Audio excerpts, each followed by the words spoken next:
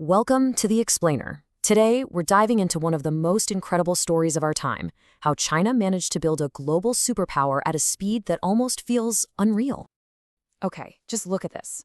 On the left, that's Shanghai in 1993.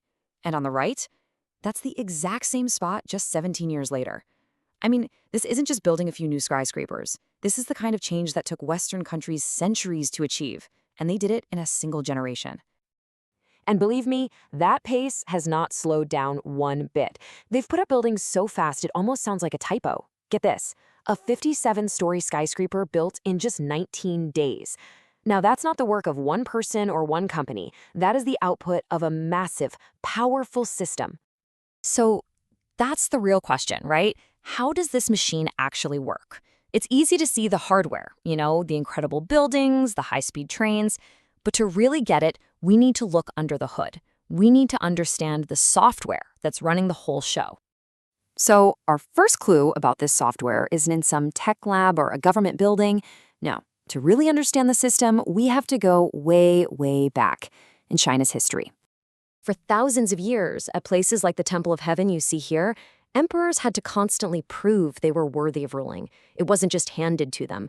It was all about performance. They had to deliver real results: good harvests, a stable society, peace. If they failed, they lost the mandate of heaven, and with it, their right to rule was gone. Okay, so fast forward to today. That ancient idea has transformed into a modern, unwritten social contract. The emperor is gone, but the basic deal is the same. The government has to deliver real, measurable progress. And in exchange for that progress, the people give it legitimacy. So the license to rule doesn't come from the heavens anymore. It comes from results. So if the government's job is to get results, how do they actually make it happen? Well, it's all thanks to a political operating system that's not designed for a 4-year election cycle, but for the long, long haul. And this is where you see the system's real superpower: long-term coordination. I mean, just think about the Great Wall. It took over 2,000 years and more than 20 different dynasties to build. The enemies changed, the culture changed, but the vision, the plan, was passed down, and they just kept building. You see that same patience with the Hong Kong handover, a plan they waited 99 years to see through. Now, this relentless focus on actually doing things creates a really sharp contrast. The source material points out that in China, when the state makes a plan, it's a blueprint for action. But elsewhere, you might see these ambitious national programs launched with big, powerful slogans, only to kind of lose steam because of weak execution. And eventually, they just become internet memes. All right, so let's see how this long-term software actually runs the hardware of the entire country and turns these huge plans into reality on the ground.